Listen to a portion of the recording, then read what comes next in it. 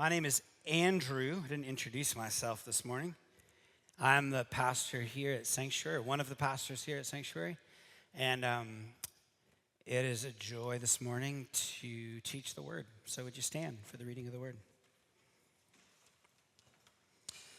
Then the Jewish leaders took Jesus from Caiaphas to the palace of the Roman governor. By now it was early morning, and to avoid ceremonial uncleanness, they did not enter the palace because they wanted to be able to eat the Passover. So Pilate came out to them and asked, "What charges are you bringing against this man?" "If he were not a criminal," they replied, "we would not have handed him over to you." Pilate said, "Take him yourselves and judge him by your own law." Let me pause. This is one of the most fascinating pictures we get in all of Scripture of how Jesus sees how we are to be, how we are to roll in this world. And so in this moment we're about to read, Pilate, who's part of the Roman Empire, is saying, "You Jews, just take care of this yourself. We're just trying to occupy you and keep you from being crazy. Don't bring your Jewish religious drama into our court." In the context of this scene, we see something fascinating. They objected, "We have no right to execute anyone." This took place to fulfill what Jesus had said about the kind of death he was going to die. Pilate then went back inside the palace, summoned Jesus, this revolutionary who the Jews wanted to be killed, and asked him, "Are you the king of the Jews?" "Is that your own idea?" Jesus asked, "or did others talk to you about me?" "Am I a Jew?" Pilate replied. "Your own people and chief priests handed you over to me.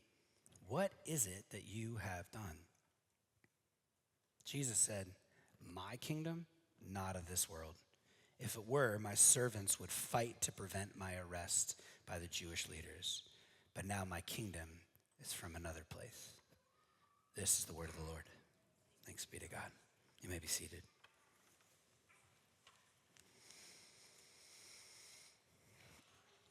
Imagine a courtroom scene and that person gets pulled in and they're like, "So are you really guilty of this crime that these people that I don't really care that much about?" And then this person gives you some line like, "I'm king of another world." I don't mean to be sacrilegious. That is literally what's happening. He is before the Roman government, one of the most powerful empires this world has ever seen. That thing that your husband can't stop thinking about. The Roman Empire. That joke's dead now, right? We're over that one. Got some mileage out of that as a pastor. So he says this, "I'm a king, yeah, but of another world, of another world."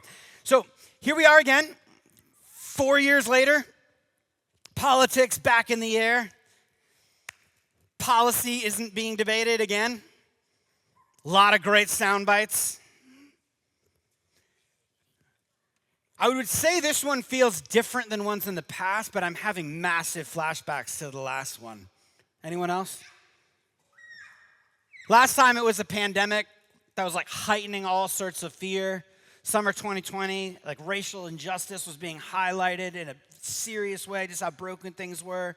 So much incivility. Portland, Oregon was on fire. It was wild, and it feels like we're back again. We're just not as cooped up, so we don't have as much time to make as much trouble. We're still hearing the same interviews where people are being asked direct questions and being evasive. Some of us are pining for a day when there is more civility. Some of us get caught in the trap imagining American politics were so much better 60 years ago, and we forget that was Jim Crow. Right, there's all sorts of complexity around our political system. Unless you think you came on the right Sunday to hear a spicy sermon, that's really next week. Next week's the spicy one. Truly. That's where we're going to get into how does this all play out as people who live in a representative democracy. I think we all know a couple things, or at least those of us who are a part of our church, you know, which is most of you, who are followers of Jesus or seeking to follow Jesus, that politics cannot adequately deal, these political parties cannot adequately deal with what is facing us. The more we depend on public policy to do the heavy lifting of the way of Jesus, the more we turn politicians or political parties into like low-key, lowercase m messiahs. And I just want to humbly submit to you, the more we lose our calling in the world. Our calling, the argument that I want to make, just going to put it out there at the beginning, is to bear witness to this other world, this kingdom, this thing that Jesus, I always would imagine, like, what was Pilate's face when Jesus was like, my kingdom, you can't see it. If you're a follower of Jesus, we're told some things in the scriptures, and we're going to dive into these things in a minute, that we are citizens of heaven. So what does that say about what our citizenship is not? Right? Paul talks about the church being an outpost of heaven. We'll talk about that in a moment. Peter calls the church to be a holy nation set apart. This is the language that is sprinkled throughout Scripture. I'm going to do my best to dive in. We're in a year of biblical literacy. And so not just because this was a season of that the election was coming around are we diving into this, but because it's really important that we understand and have a robust biblical theology as followers of Jesus of what it means to engage with politics. My junior year of high school, I had a history teacher, and this history teacher was phenomenal. Those of you who had that like one teacher that you'd love to like go back and thank, that one teacher who made it come alive to maybe it's even the thing that you're studying in college or end up having your career in or shifted something about your confidence or courage. This guy, Jim Buxton, this was my guy. One of the things I noticed about Jim as he would talk to us about global politics and he would talk to us about the complexities of the world. This, by the way, was the guy, I think I shared the story before. He came into the classroom one time, 5 minutes late. The lights were all off, and he came in with a cigar in his hand. It wasn't lit, but it was a cigar in his hand, dressed in fatigues. And he began to explain to us from Fidel Castro's point of view why the U.S. was the great Satan. He wasn't trying to make a personal political point. He just wanted us to see how different people view what's happening in the world. This is that kind of teacher. Anyway, I noticed something about Mr. Buxton. We would stand up and do the Pledge of Allegiance, and I noticed that his hand wasn't here. His hand was like here-ish. And he would kind of move around a little bit, and like he would sometimes go like this, and then I noticed when I would look at what he was saying, it definitely didn't line up with what we were all saying, which was the Pledge of Allegiance. So one day, being the confrontive junior in high school that I was, I know a lot's changed, I walk up to him and I ask him after class, I said, hey, I notice when we do the pledge, you do something else. Could I ask, if it's none of my business, but could I ask what you're saying? And he said, yeah. And he happened to know that my father was a pastor. I didn't know that he was a Christian. And he told me, he goes, hey, your dad's a pastor, right? Yeah. Well, so I feel like I take that word allegiance really seriously. It's like, yeah, I mean, me too, totally. I mean, I didn't take that word seriously at all. Yeah, of course. Again, I love this guy. He's like, yeah, so I look at that big map, and he had a big map in the front of our classroom. He says, I look at that map, and I go, I don't know about you, but I don't just have an allegiance to like this plot of land. And then he started to talk to me, because it was like safe to talk about like faith for him in this moment, about like, yeah, so I feel like my allegiance, if anything, is to the global like church and are the people around the world who are a tribe not unto their own, but exist for the benefit of their non-members. And even some of the language I use all the time now came from this interaction with this history teacher.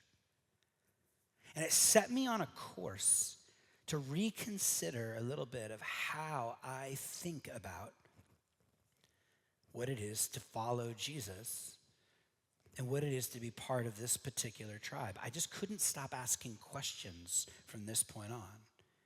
And it drove me back early on to this statement. I'd come home and talk to my dad about it. And that statement, my kingdom is not of this world, that Jesus says. My kingdom is not of this world. My kingdom is not of this world. His way, his rule, his reign, they're like on another level. Jesus spends almost all of his time when he talks about the gospel. He says the gospel of the kingdom. Nearly everything Jesus talks about in the Bible, maybe you didn't come from a tradition that emphasized this, which, by the way, is an anemic tradition, because it is literally what the scriptures talk most about, especially the New Testament, is the kingdom of God. Seek first the kingdom of God, and all these things will be added unto you. The way you can think about the kingdom is the dome, the place where God is king, where his rule and reign and all of his things are coming to bear. It's like Jesus was saying, my kingdom, my way, this other like country we get to be a part of is about essence, not location. Essence, not location. In Acts 6, we're told the Apostle Paul was traveling to Philippi. And we're told explicitly in Acts 16, verse 12, that Philippi was a Roman colony and the leading city in that district of Macedonia. And he stayed there for several days. There's a map right here of where it is. Next slide. Right up at the top there, inland a little bit from the coast. Philippi was a small Rome in Macedonia. A colony or an outpost of Rome was a place, a city, where all of the things that made Rome tick happened there. Same language, same currency, much of the same design of the city, the economics, how they thought about doing life, language. So a colony or an outpost of Rome was like Rome, little mini Rome, sitting over here. And Paul takes that language, colony and outpost, and he uses it to describe this. Philippians 3:17, join together in following my example, brothers and sisters. And just as you have us a model, keep your eyes on those who live as we do. For I have often told you before, and now tell you again, even with tears, that many live as enemies of the cross. Their destiny is destruction, their God is their stomach, and their glory is their shame. Their mind is set on earthly things. So he's saying, look, there's a group of people and a way of being in the world where your eyes are set on stuff that isn't good, isn't true, isn't beautiful, isn't lovely, isn't right, isn't just, or it's distorted, perverted, it's just not the stuff. And then he says, but our citizenship is in heaven. Our citizenship is in heaven. Philippi, a colony of Rome, where the currency and ethos and ethics and government are just like Rome is, he uses this same language to describe the church then as a colony of heaven. This raises all sorts of questions. By the way, there's even translations that use colony of heaven language in it. That was their interpretation of this. So what is heaven like? Just real quickly. All the visions in the scriptures of the lion laying down with the lamb. All the pictures of weapons being turned into gardening tools. All the pictures of every tribe and tongue and nation at the table together, where the lowly and the outcast are given this sort of love and high esteem. The place where the king is the one who lays down his life for his friends and enemies and became a servant of all. Those are quick little snapshots that we spend and will spend the next 100 years as a church. That's how long Sanctuary is going to be around for. Longer than that, right? Amen? This is what we spend every Sunday talking about. is this kingdom of God. And this is the picture of this sort of place. It makes Jesus' comment about, hey, Pilate, my kingdom, on another level, even more ridiculous sounding. Hey, in my kingdom, every tribe, tongue, and nation will come around the throne. We like to talk about how that's such a wonderful, inclusive sentiment, but that's messy. This king, this government, this way of being, sacrificial love. Wild. That's what it's like rooted on. The way this one wins, Philippians 2, is by laying down and divesting itself of power and drawing near and coming to us as a servant. This one, when being asked in Mark about how we're going to rule, the disciples are asking Jesus because they still think Jesus is going to make Israel great again. And so they are like coming to him and they're going, hey, when you take the throne, they still think he's going to beat back the Roman Empire. What happens is they ask him, hey, how are we going to rule? Can I sit at this side and this side? And Jesus literally checks their whole vision of power. And he says, the rulers of the world, those other folks, they lord their power over the Gentiles. We don't do that. And then he gets down on his knees and he washes the feet of the disciples. This is how we roll. This is how we roll. This is how we roll. We take weapons and we beat them into plowshares. My kingdom is not of this world. And by the way, this whole kingdom is not going to run very well. Pretty weird, according to the laws of the world. Jesus said this while on trial for insurrection. His kingdom had finally collided with the kingdoms of Herod and Pilate. And these Jewish gatekeepers, these leaders, they wanted answers. Since birth, Jesus had been at odds with the establishment. They wanted him dead ever since the rumors about there was another king. And so he is questioned, are you king of the Jews? Is that your own idea, Jesus asked, or did others talk to you about me? Am I a Jew? Pilate replied. He says, my kingdom is not of this world. And then Pilate says, you are a king then. Jesus answered, which again, I just want to know the tone. Well, crazy buddy, you are a king, all right. Jesus answered, you say that I'm a king. In fact, the reason I was born and came into this world is to testify to the truth. Everyone on the side of truth will listen. Then Pilate, sounding like a 21st century postmodern urban dweller, says, what is truth? And then we read in 19, from then on, Pilate tried to set Jesus free. But the religious establishment kept shouting, the Jews kept shouting, if you let this man go, you are no friend of Caesar. Fear, intimidation. They are threatening Pontius Pilate, who's not at the top of the Roman food chain. He's nowhere near the bottom, but he's not at the top. Man, if you don't do this, you clearly don't have allegiance. Good thing stuff like this doesn't happen today. Amen? Good thing people don't call into question people's loyalty immediately upon not agreeing on something, right? So good. Gosh, we've evolved. Next week is a spicy one, I promise. Anyone who claims to be a king opposes Caesar. When Pilate heard this, he brought Jesus out. Here is your king, Pilate said to the Jews. And here's what the religious establishment and the Jewish people following their lead said. We have no king but Caesar. Now this, if you know your Bible, is freaking wild. That the chief priest would say this. Here's why, a little history. Of this Hebrew tribe that this chief priest represented, 1 Samuel 8. I'm not going to read the whole chapter. We don't have time for it.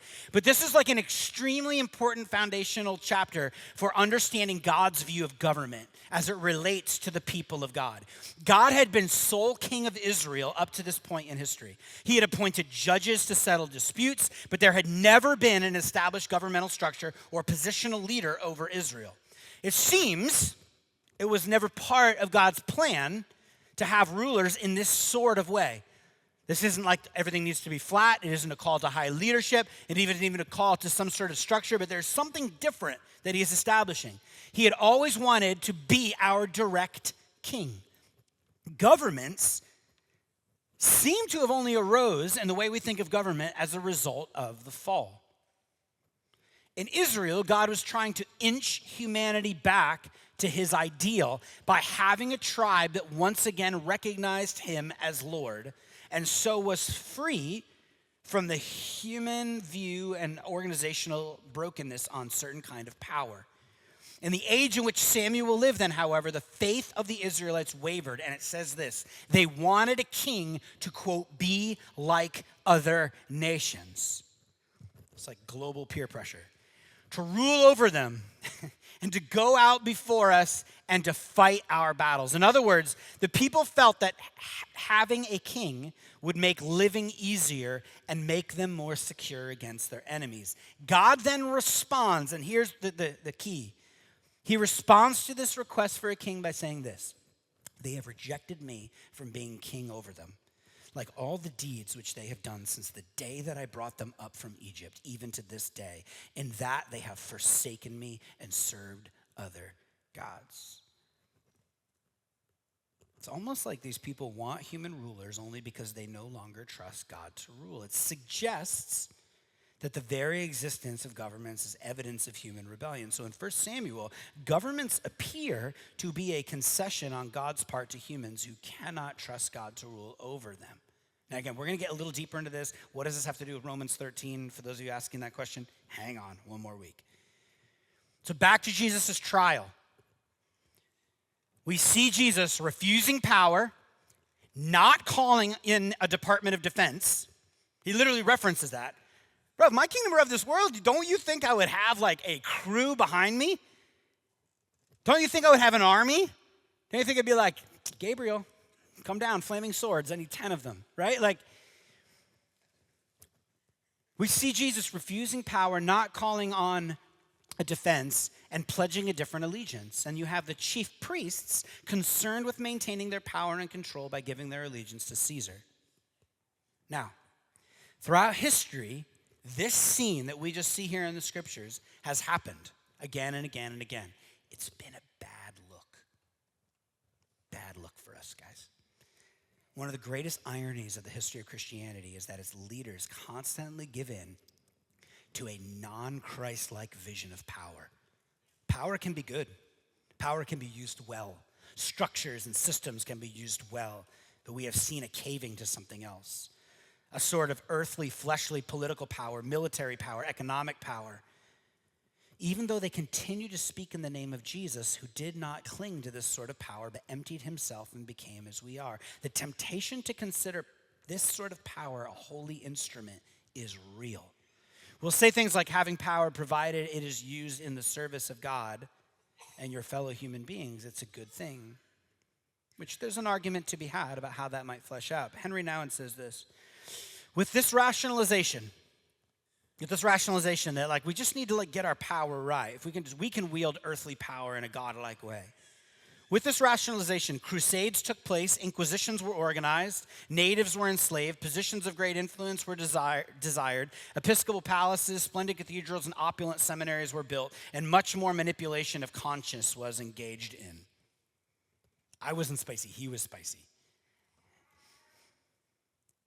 Again, in Mark 10, Jesus observed that the pagans seek political power to dominate others and then says sternly to the disciples, "It shall not be so among you."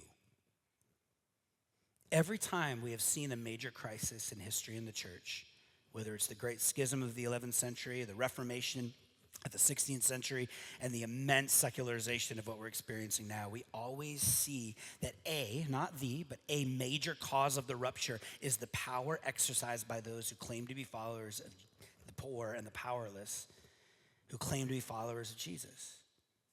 It seems easier to be God than to love God. It seems easier to control people than to love people.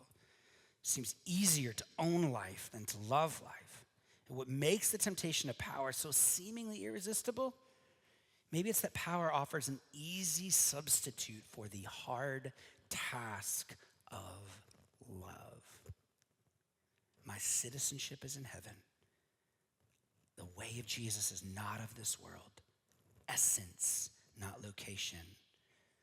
Those with no king but God. These are the banners that fly over us, the slogans that are on the back of our cars, or should be. Doesn't appear when we hear these statements that we're being primarily invited to offer a set of political suggestions for our broken systems. We are being invited, first and foremost, to embody an alternative. Last time I'll preface this, I promise. We're going to get to some of the questions that probably are lingering in your head next week around, okay, but we do live in this country. Is there anything we can do to utilize the systems of the world for the benefit of kingdom values? Yes, we'll get to it. But we have to start here. Our invitation is to bear witness to another world here and now. And this seems super straightforward. If you've been around our church, you've heard this before. But we are prone to allow our allegiance to drift and become enmeshed. Will you say enmeshed? Enmeshed in our current systems. Right now, I think people are so enmeshed that it's hard for a lot of people to distinguish between political figures from themselves. To distinguish political figures from their own self. Let me explain this domino effect of becoming enmeshed with other allegiances. Ready? To critique the president or any political leader is to critique the party. We participate in batch thinking when it comes to politics. Batch politics. If you believe that and that one thing is really good, then you got to go all in on all of it. Right? It's one of the most destructive things happening in our two-party system. To critique the president or any political leaders, to critique the party I align with. To critique the party is to critique the values that I hold dear.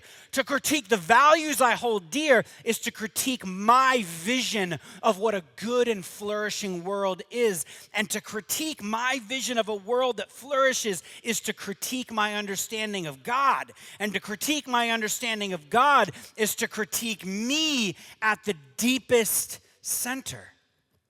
Do you feel that? This makes sense why people get defensive when their political leader is criticized. So then when the candidate you support is like, someone's like, yeah, that's not the way of Jesus. Again, we're talking within the church here. And you feel deep anger and defensiveness. The question we need to ask is, why am I so defensive? Have I confused my core identity with the person or party that I support? If a political leader, can I just say this to Sanctuary? If a political leader is beyond genuine critique in your mind, the political leader has probably taken a quasi-mini God-like status in your heart. And there is a commandment or two that has something to say about that. Or maybe it's just that in our zeal to want to get this party or that person in office, we refrain from critique because we don't want them to lose. So we don't critique them out loud. We don't even critique them in our mind. And we tend to just think through the lens of winning and not witness. When Christians are more fired up and talk more about partisan talking points than the Sermon on the Mount, we sadly demonstrate that the way of Jesus is secondary and a servant to our politics versus our politics being a servant to the Sermon on the Mount.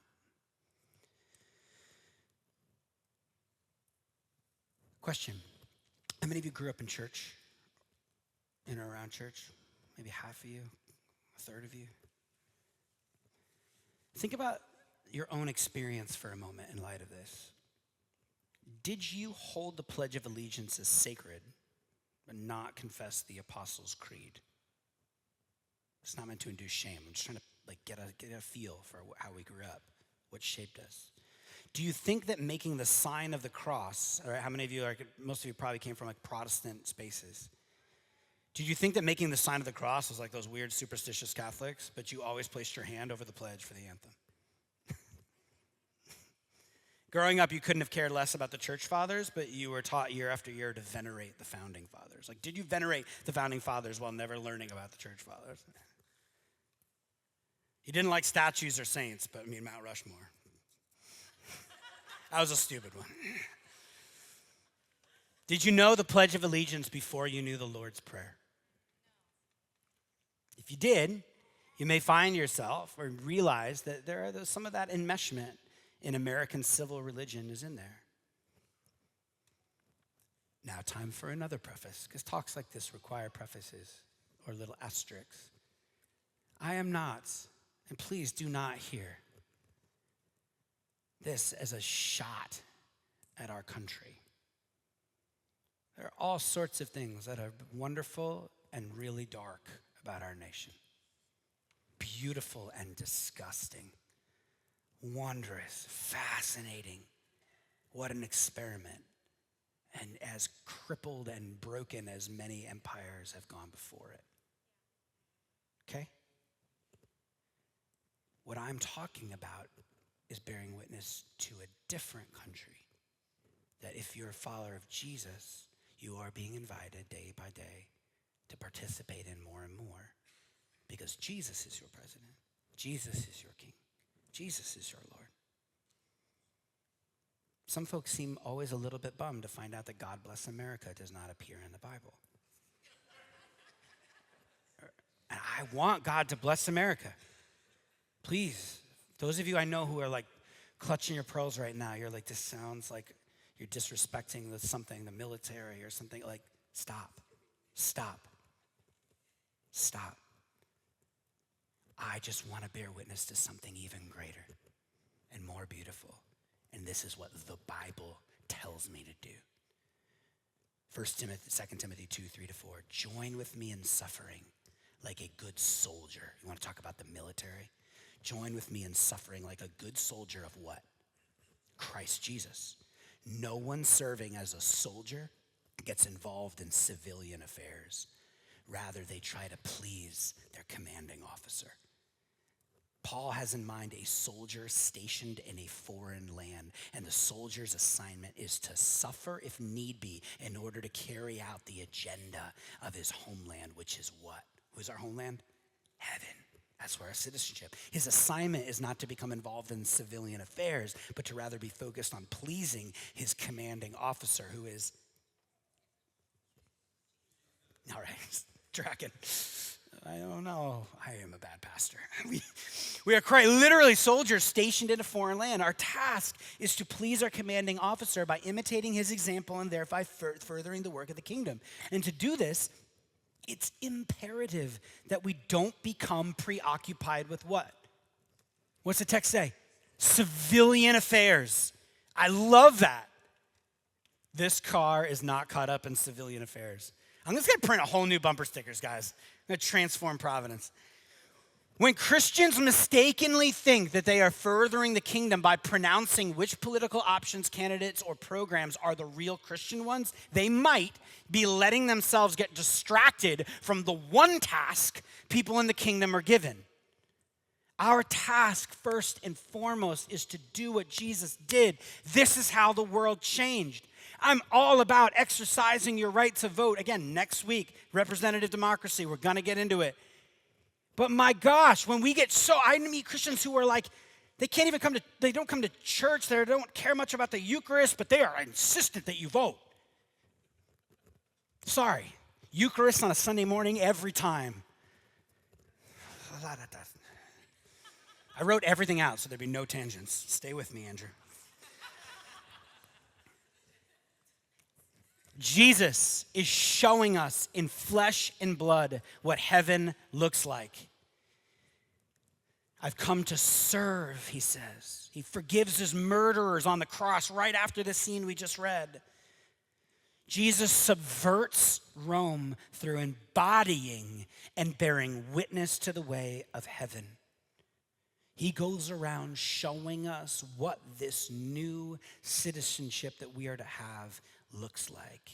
He notices people. He blesses people. He goes out of his way to find those that are lost. And then he tells his followers, he tells us here in 2024 on the eve of an election, he says, be like this and you'll be blessed. You'll be participating in the joy of heaven now. It's a better way. It's a different way. God's hope for us is that one by one, we, as followers of Jesus, his first disciples, would bear witness to heaven by being citizens of grace. That we would live with that contagious love of God to woo the nations into their future. History is filled with folks coming together, forming close-knit communities, meeting each other's needs, caring for one another, blessing our city without kings and without presidents. His is a theology and practice for the people of God, not a set of suggestions for a political party. Until the church comes to embrace the kingdom as announced and enacted by Jesus as a viable political alternative to the kingdoms of the world, it will sell itself and squander its witness in service of lesser lords. So,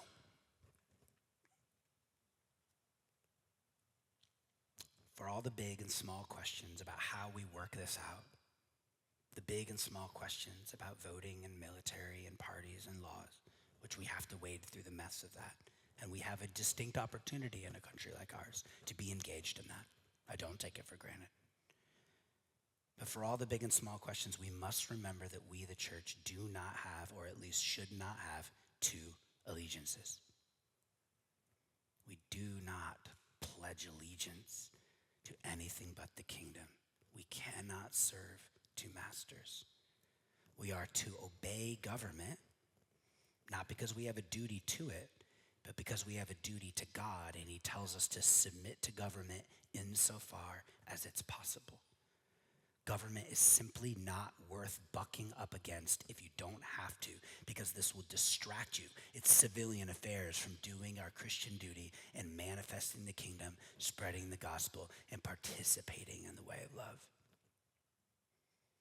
For centuries, guys, Christians were jailed and even killed for refusing to make sacrifices to the nations and for refusing to kill for flags and insisting that there's something worth dying for but not worth killing for. The greatest sin of political imagination is thinking there is no other way except the broken system that we have today. Such a sin. It's lack of imagination. I hate using the words like, at least about myself, like conservative or progressive or liberal. We're not invited to think horizontally like left and right. We're invited to think vertically, kingdom down. Rich Villodas says this: the church is not to be found at the center of a left-right political world. The church is to be a species of its own kind, confounding left, right, and center, and finding its identity from the center of God's life in Christ. See, the vision is that one by one these disciples would infect the nations with grace. Not a call to take up the sword of the throne or the force of the world to bow. Rather, they were to live the contagious love of God. I want to invite the band up. I want to remind you of a couple things as we close. First, reminder. We all okay? We tracking? First, where is Rome now? That's a weird question, actually, because it literally is still a city in Italy. Let's rewind that. Where is Caesar's empire now? Yeah, it's in the dust. Can I remind you real quick, where will likely our nation be at some point? In the dust. Psalm 33 says this: no king, let's sub-president for that, is saved by the size of his army. No warrior, let's put military in there, escapes by its great strength. A horse, let's sub-political party, that's nice, is a vain hope for deliverance. Despite all its strength, it cannot save. But the eyes of the Lord are on those who fear him, It's just a way of saying revere him, on those whose hope is in his unfailing love. Those that hope in his unfailing love. Those that hope in his unfailing love. Friends, we can actually be a non-anxious presence in this moment. I was reminded of Tim Keller's story of Wall Street bankers and folks who are in investment and hedge funds and all this on Wall Street. He's a pastor in New York City. When the 2008 crash came, when people in a moment lost millions, tens of millions. You remember those images of men and women throwing themselves out windows, committing suicide on Wall Street. Divorces, so much depression. There's been books and all sorts written about what happened in that moment. Tim Keller points out that a handful of Christians that were in that room and in some of those offices where so much money was lost shine brighter than ever before in those moments. Because why? Their fundamental identity and worth and who they were was not wrapped up in their money. Were they pretty sad when they lost $10 million? Yeah, did it maybe shake their marriage a little bit when they had to sell the house? Sure. But he said it was fascinating to watch how they shine like a light in that space. Wesley,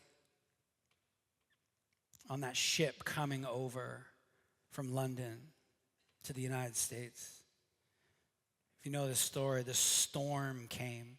This is one of the great Christian saints of our tradition. He's on this ship, and as it's coming over, a massive, brutal storm. It looked like the whole thing was coming to an end. It did not look like they were going to make it. He is absolutely spinning, anxious, and he is caught off guard by the Moravians, who were these Christian missionaries, these people who had been involved and engaged in prayer, this 100-year-long prayer gathering. And they are singing hymns in the middle of this brutal storm, expecting that they are about to meet their death. And he's just, he looks to them, he's like, what is that? Wall Street banker is looking to these Christians at Tim Keller's church going, what is that? Amidst the storm, the trial, and the uncertainty, the brokenness, the fatigue, the doom scrolling, the wreckage of our cultural moment, may we be people who reflect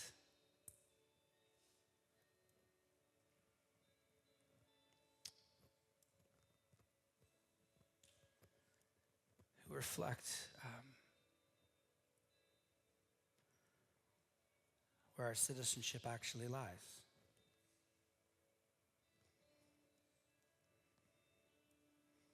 It's not an invitation to not care. It's definitely not an invitation to just tap out. It is an invitation to keep first things first. And so that's what this sermon's about today. Keeping first things first. And to remember your baptism, which is a way of saying, like kind of an ancient way of saying, like, remember whose you are. Remember where your allegiance lies. One of the things that happens in baptism, when you go down into the water, that watery grave that it's giving us a picture of, and you come out, many have said, yeah, it's sort of like it's like an invitation into this new world. It's like a citizenship ceremony. It's like you're signing some new papers about where actually you lie and root yourself. So I want to invite us to do that this morning. Just to remember our baptism. And then I hope, remember then the peace that flows from remembering that we are loved, saved, redeemed, a part of a whole new way of being in the world. Which will then give us a fearless posture rooted in humility and repentance when we do need to engage the political systems of our day. When we do take part in movements, right? Like the great prayer movement that was the civil rights movement, of bearing witness to another world. That was Dr. King's line again and again, right? I've been to the mountaintop. I've seen how this is supposed to be. He's literally quoting images in Isaiah and quoting images in Revelation about heaven. Hey, I know how this can be, and he's bearing witness to it and joining in with seeking in the midst of a broken world to make things right. We can do all of that. We can think well about voting. We can have a spicy sermon next Sunday because we're starting with our fundamental allegiance and identity being rooted where it needs to be. So I don't know about you, but whenever there's a baptism, I need to get a little bit of that water on me. I always want to be in the splash zone. I always want to be there because I want to remember I've been saved by grace. I want to remember that I'm actually like a part of a different thing. And I want to encourage you that in a moment when I extend this invitation for us to remember our baptism, that it would run deeper and hotter this year for you than just, yeah, like God's my ultimate king, but really back to the anxiety. No, God's king, but really like post. Really, no, I know God's king, but honestly, like this one issue, sorry, even though this guy or this woman or this thing is that, like, sorry, I just got to do it. Doesn't matter. Thinking more of nation than you are of the body. Might this moment cause us to truly move deeper into evaluating the places where we have become enmeshed, that we might experience the great freedom and joy of the kingdom of God. We can live with a hope that makes no sense in the world. So if you would like to remember your baptism, I'm going to invite us to stand in just a second and sort of give a little bit of like, we're going to just do a little liturgy together. We're going to pledge allegiance together. We may get halfway through this and you're like, nah, feel free to sit right back down. Truly. Or if that's just too awkward and you don't want to be like rude or whatever, like just stay sitting and you don't have to put your hand on your heart. Well, I want us to think differently about what it is to pledge allegiance and who we're pledging allegiance to, what we're embodying. Because we're a Bible church, right? We're a Bible church, right? We're an Orthodox church, right? We're like rooted in the Christian tradition, right? Yeah. Okay. And after that, we're going to take a minute of stillness together. And then Pastor Greg is going to make an invitation for those that have never really said yes to the way of Jesus. Extend an invitation for maybe today is a day you're like, bro, that kingdom, that weird Jesus thing to Pontius Pilate where he's like, yo, my way is of a whole other way. And you're here, you're like, man, imagine power like that, life like that, love like that, joy like that, freedom like that, a way to be in the world where I don't actually have to feel like my happiness or the happiness or blessing or joy or goodness of the world or the love of my neighbor or the flourishing of creation all lies on a presidential vote. I could have that. Yeah, we'd like to invite you into that space too. Sound good? Okay, cool. If you're up for it, as far as you know, I'm asking you to stand for something you don't know, but if you want to remember your baptism and pledge allegiance, would you stand with me? No pressure, truly. Today, we pledge our ultimate allegiance to the kingdom of God, to a peace that is not like Rome's. We say together, we pledge allegiance. To the gospel of enemy love, to the kingdom of the poor and broken, we pledge allegiance. To a king that loves his enemies so much he died for them, we pledge allegiance. To the global church that transcends the artificial borders of nations, we pledge allegiance. Come on. To the refugee of Nazareth, to the homeless rabbi who had no place to lay his head, we pledge allegiance. To the cross rather than the sword, to the banner of love above any flag, we pledge allegiance. To the one who rules with a towel at our feet, to the one who rides a donkey rather than a war horse, we pledge allegiance. To the revolution that sets both oppressed and oppressors free, we pledge allegiance. To the way that leads to life, we pledge allegiance. And together we proclaim his praises from the margins of our nation to the centers of wealth and power. We say, Jesus is Lord. Come on. Who is your king? Who is your king? Who is your king? Come on. We're supposed to go into a quiet moment, but can we just give God a shout of praise?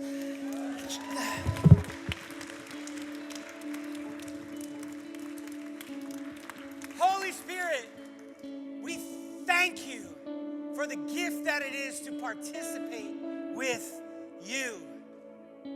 We thank you. We thank you for your presence with us. We thank you for the peace and joy that comes from an allegiance like this. Let us take a minute. You can stay standing if you'd like. Let us just take a moment to reflect together. To allow whatever God wants to do in our hearts for him to do. We pray, come, Holy Spirit.